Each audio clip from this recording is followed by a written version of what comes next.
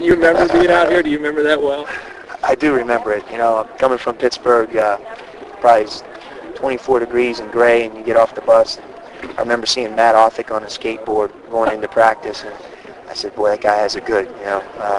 And then the game started, and Sean Elliott probably had about 5 dunks in a row, and the crowd ignited, and you just said to yourself, tonight's going to be a hard game for us. That's my memory of being out here, and I know the final score wasn't nearly as indicative of the beating that we took that day. What was the plane ride back from New Mexico? It was intense. You know, it was a challenging moment. It was a moment where you had a lot of thoughts. There was a lot of things that I had to deal with when the plane landed. You know, at a place that I absolutely love, and the players that I love. You know, it's hard for a coach. The reason I'm here is because of my players. Those guys, I mean, they did a great job. They made big shots. They listened. They really stayed with it. I get the benefits, you know, so it's tough to wave goodbye to those type of kids. So you didn't turn it down. There was reports you turned it down Sunday night or whatever. Was it all one process, or was it totally different? It was. When you make a process that fast, a process that changes as many people's course, you waver and you go back and forth. And certainly I wavered a number of different times, but once I settled, I moved forward, and I'm very excited to be here. Have you already thought about a home and home as Xavier? I don't know if I want to play that. Coach, you may have already said this. Was there anybody else in the coaching profession that you really relied upon to help you make this decision, whether it was to leave or? We all have our core group of people that we know. You know, Fab Motta's a great friend of mine. John Calipari's a great friend of mine. He recruited me a long time ago in 1986 to the University of Pittsburgh. And, you know, but most importantly, I listen to my wife, family, me. Because at the end of the day, they're all going away, and I'm going to be the person in charge. So I try to really follow my own thoughts. John's name was also thrown out a lot here at the beginning of the search. Did he maybe push you here in the end, or help you? No, I pushed myself. I heard that Cal actually told you strongly to take this. Is that true? And did that influence you at all? Or? Yeah, I certainly listened to him. He can also be a guy that told me to take other jobs in the past too. You know, so, but I respect him a great deal. You know, what makes him so special is he's passionate. I mean, there's no changing course. He just goes one way and goes as fast as he can with purpose. And I really care a lot about him. I also know he cares a lot about me, so anything that he tells me I take in, but it wasn't him. I mean, it was me. It was a lot of other people as well. Very few people would say, you really need to stay where I was. I was probably in the minority in even thinking that, but it stems from the relationships that I had there. I just wondered Jim even indicated that something changed. You seem like this unapproachable guy, then all of a sudden maybe there's a window open. Did it change? Did your mindset change at a certain point? Or was there something he said? Or when he said unapproachable, it was just because no one had ever talked to me. You know, I'm sure that if you checked with anyone who knows me, they would have told you that this guy really loves where he's at. He's got a great team. He's been there for 8 years total, and he's happy. He's not going to be just that guy who jumps at the first deal. That's probably a message he got.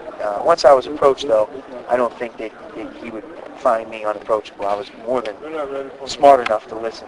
Arizona's always scheduled strong opponents. What's your philosophy on that and plans for next season's schedule?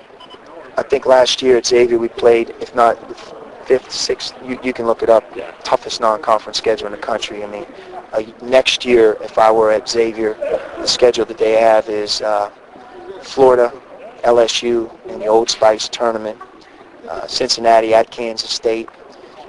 I mean, it will be as regarded as strong. I also think when you're in a situation we're in, you've got to be smart as well. And I'm in the Pac-10 now, not the Atlantic 10, so balance is the key. But you can't recruit the best players in the country and talk about doing great things unless you're willing to play the best programs in the country. And then once you do that, you have to win some. So that the balance of scheduling that Arizona's done in the past will continue. So you do anticipate a similar mix, with those 10 conference games, non-conference? I do, and you're asking me, like, if you ask me who we're playing next year, and I know several are scheduled, the only thing I know is we're going to Maui. But so I don't have a real grasp, but that'll be a very important thing for me to get a hold of.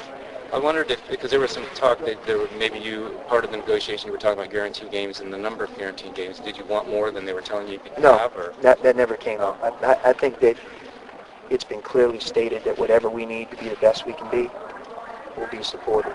within reason, certainly. But when you talk about scheduling, everybody understands in college athletics that's a key component to success. So that's something that I'm sure I'll work very closely with the administration. And then as a coaching staff, we have to do that. We have to do a great job of scheduling the right programs and teams, and at the same time understanding who we have. Coach, the University of Arizona is a very active campus with a lot of students who are very, very involved. How excited are you to meet the students? Very excited. That's who I am. I did that at Xavier, and we're hopefully going to be able to put some components in that allow me to really interact with them. Do you know anything about the Zone as a student section at all, the largest in the Pac-10? Well, I played in front of them many years ago, and I watch them on TV, but their reputation is clearly national, I know, and the welcome they gave me coming in was both unexpected and just really amazing when you consider that many were there. Being on the fence for a while about this job, is your stomach feeling okay after all the airplane rides? Absolutely.